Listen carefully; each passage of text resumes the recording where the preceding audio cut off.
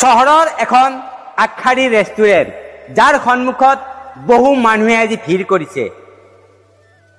টিভিৰ news channel, সাংবাদিক, police প্ৰশাসনকে আদি কৰি বহু মানুহৰ ভিৰ।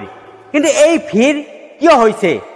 এই কথাখিনি কোৱাৰ আগতে মই আপোনালোকক ক'ব লাগিব আজিৰ পৰা 8 বছৰ আগৰ এটা কাহিনী।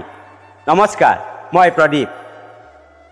এদিনাখন এজন দেউতাক আৰু ল'ৰা সেই ৰেষ্টুৰেণ্টখনলৈ গৈছিল। তেওঁলোকৰ গাত খুব ফটা চিটা কাপোৰ কানি।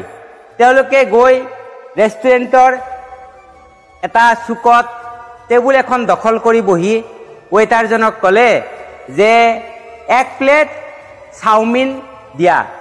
তেতিয়া ৱেটাৰজনে ক'লে আপোনালোক 2জন মানুহ আছে, আপোনালোকে কেৱল 1 প্লেট চাওমিনৰ কিয় অৰ্ডাৰ দিলে? তেতিয়া সেই দেউতাকে ক'লে নহয়, মোৰ ল'ৰাটোৱে মেট্ৰিকত যদি টপ কৰে তেতিয়াহ'লে মই এখন ডাঙৰ ৰেষ্টুৰেণ্টত তাক চাওমিন খুৱাম বুলি কৈছিলোঁ, আৰু আজি মোৰ ল'ৰাটোৱে টপ কৰিছে, সেয়েহে তাক মই এই ৰেষ্টুৰেণ্টখনলৈ চাওমিন খাবলৈ লৈ আহিছোঁ।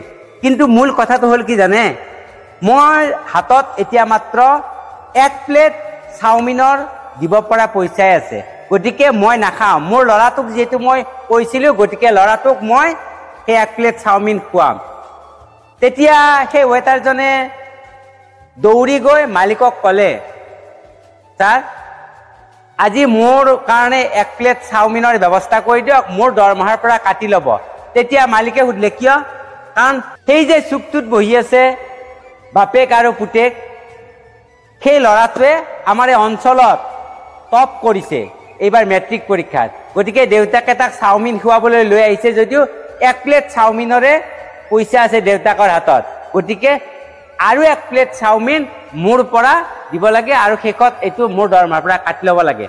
তেতিয়া সেই ৰেষ্টুৰেণ্টৰ মালিকজনে ক'লে 2 প্লেট চাওমিন তেওঁলোকক দি দিয়া আৰু 3-4 প্লেট চাওমিন পেক কৰি সিহঁতৰ পৰিয়ালৰ কাৰণে দিয়া, লগতে 4-5 কিলোমান মিঠাই সেই মানুহজনৰ হাতত দি দিয়া আৰু ক'বা যে আমাৰ এই অঞ্চলৰ বাবে যিহেতু তেওঁ সুনাম কৰি আহিছে, গতিকে মোৰ ফালৰ পৰা এইটো তেওঁলোকক দিছোঁ আৰু চুবুৰীয়াক যাতে সকলোৱে মিঠাইটো ভগাই দিয়ে।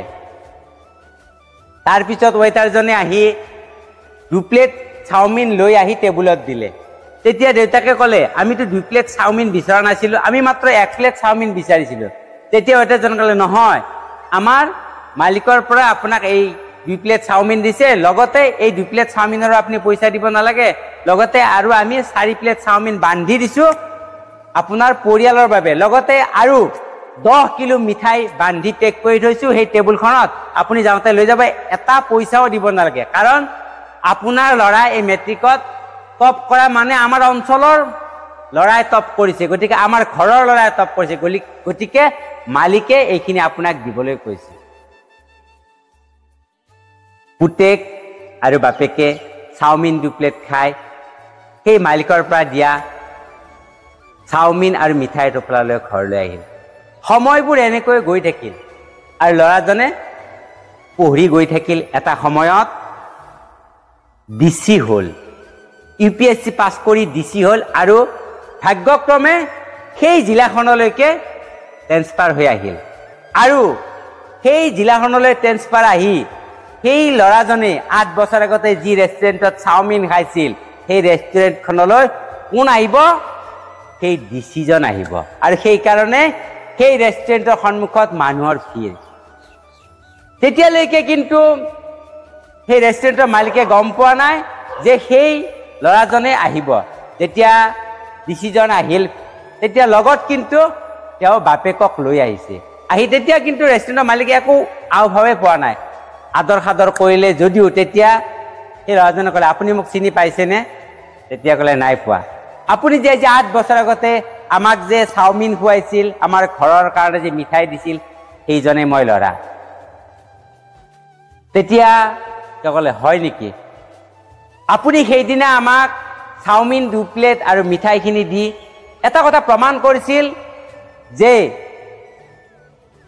গৰীবক অৰ্থাৎ গৰীবতাক সন্মান কৰিব লাগে, তাক অপমান কৰিব নালাগে।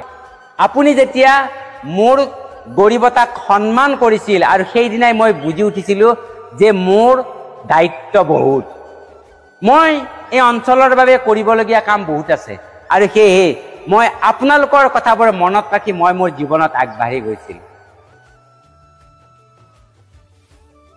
তেতিয়া সেই ৰেষ্টুৰেণ্টৰ মালিকজনে মাত্ৰ কথাখিনি শুনিয়ে আছিল, একো উত্তৰ দিব পৰা নাছিল।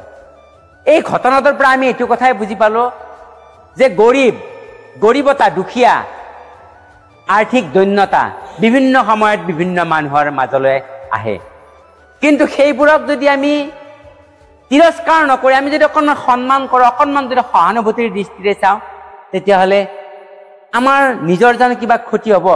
নিশ্চয় একো ক্ষতি নহ'ব। বৰং সেই গৰিবতাত বা আৰ্থিক দৈন্যতাত পৰি থকা পৰিয়ালটোৱে উৎসাহ পাব আৰু জীৱনৰ বাটত আগুৱাই গৈ হয়তো সমাজৰ কাৰণে এক আদৰ্শ হৈ পৰিব। আজিলৈ এৰিলোঁ, পুনৰ আপোনালোকক লগ পাম যদিহে মোৰ এই চেনেলটো আপোনালোকে ছাবস্ক্ৰাইব কৰি ৰাখে। ভাল লাগিলে লাইক আৰু শ্বেয়াৰ কৰিব। পুনৰ আপোনালোক সকলোকে নমস্কাৰ।